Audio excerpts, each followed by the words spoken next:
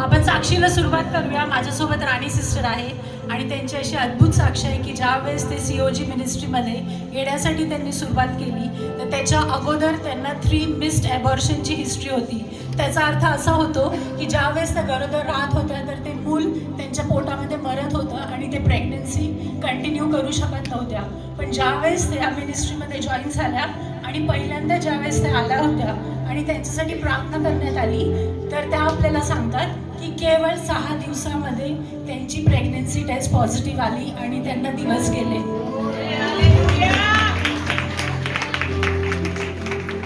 ही साक्ष जी आहे ती फक्त इथंच थांबत नाही तर त्या सांगतात की ज्यावेळेस त्यांना दिवस गेले होते ती प्रेग्नन्सी देखील खूप कॉम्प्लिकेटेड होती आणि रोज त्यांना इंजेक्शन्स आणि मेडिसिन्स घ्यावे लागत होते. पण तरी देखील त्यांनी त्यांचा विश्वास जो आहे तो डळमळू दिला नाही आणि विश्वासाने ज्या वेळेस प्रार्थना होत होती तर न चुकता ते 9 महिने त्यांनी ती सर्व्हिस अटेंड केली आणि देवानी एक सुंदर मुलगी देऊन त्यांना आशीर्वादित केलं. ही साक्ष इथंच थांबत नाही तर याच्या पुढे देखील खूप साक्षी आहेत. त्या आपल्याला सांगतात की त्या प्रार्थनेमध्ये वाढत गेल्या आणि नेहमी देवाची स्तुती स्तवन आणि आराधना त्या करत होत्या आणि प्रत्येक वेळेस ज्यावेळेस ते सभेमध्ये येत होत्या तर आपले जे बंधू आणि देवाचे सेवक आहेत प्रॉफिट रितेश ते नेहमी त्यांना धीर देत गेले, त्यांच्यासाठी प्रार्थना करत गेले आणि त्यांचे प्रार्थनेचे उत्तरं त्यांना मिळत गेले.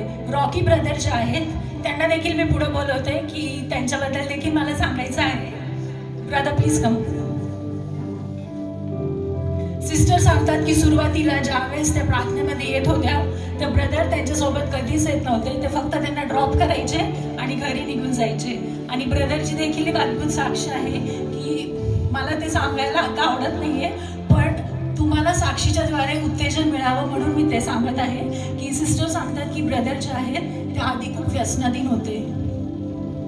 ते व्यसन करायचे, सिगरेट स्मोकिंग करायचे आणि दारू देखील प्यायचे.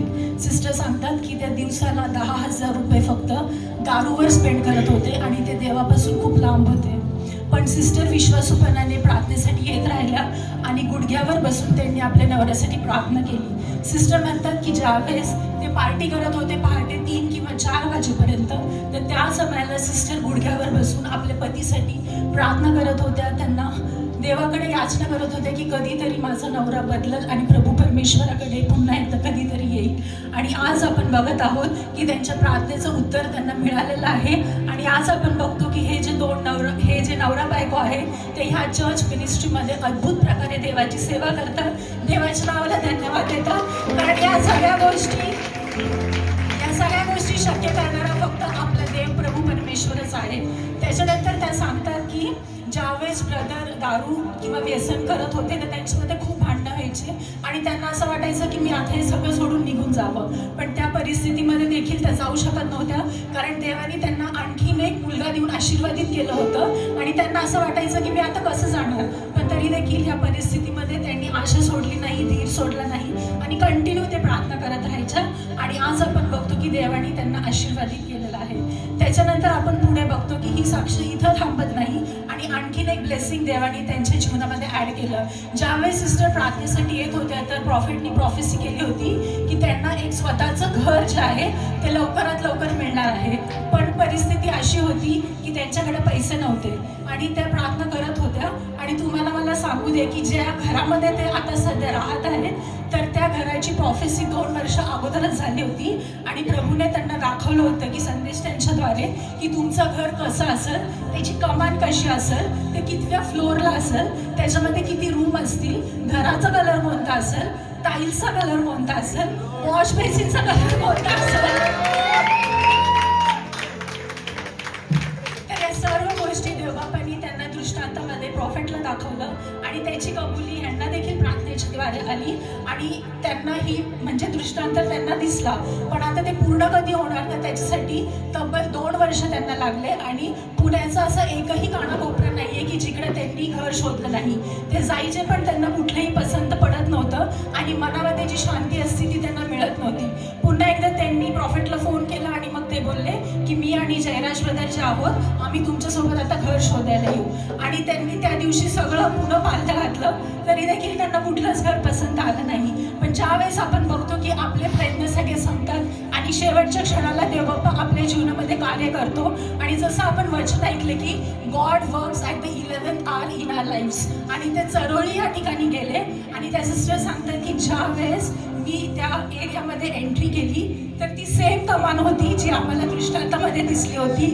ते घर सेम होतं, लिफ्ट देखील सेम होत्या आणि त्यांचं फ्लोर जे आहे ते देखील सेम होतं. आणि ज्या वेळेस त्यांनी घरामध्ये पाऊल ठेवला तर कार्पेट एरिया देखील किती असेल हे त्यांना अगोदरच प्रार्थनेच्या द्वारे देवाने सांगितलं होतं. आणि जे जे त्यांना दृष्टांतामध्ये दिसलं होतं त्या सर्व गोष्टी अस्तित्वामध्ये देवबाप्पांनी त्यांच्यासाठी घडवून आणलं. आणि माझा विश्वास आहे की जे कोणी इथं उभं आहेत, जे बसलेले आहेत, जे देवावर विश्वास ठेवतील, जी गोष्ट देव यांच्यासाठी करू शकतो ती गोष्ट आज इथं बसलेल्या प्रत्येकासाठी देवबाप्पा करू शकतो.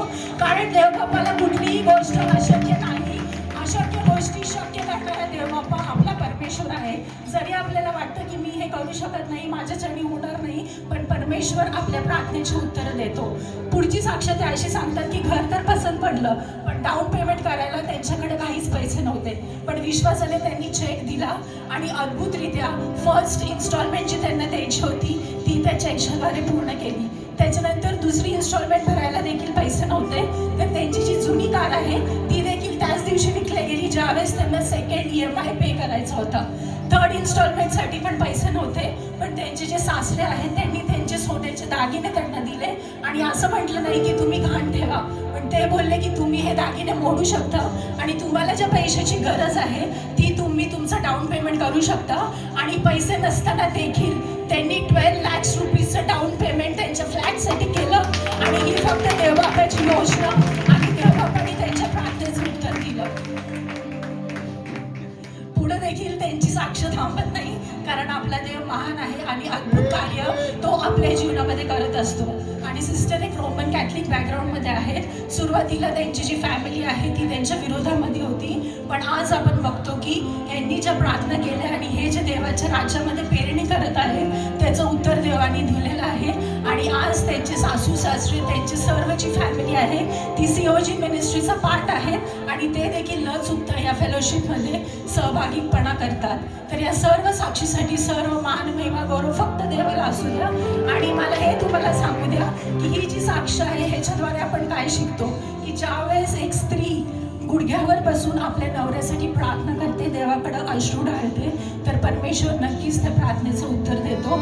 इतकंच नाही तर ज्यावेळेस एक व्यक्ती ख्रिस्तामध्ये येते तर ती आपल्या संपूर्ण कुटुंबाला परमेश्वराच्या राज्यामध्ये घेऊन येते.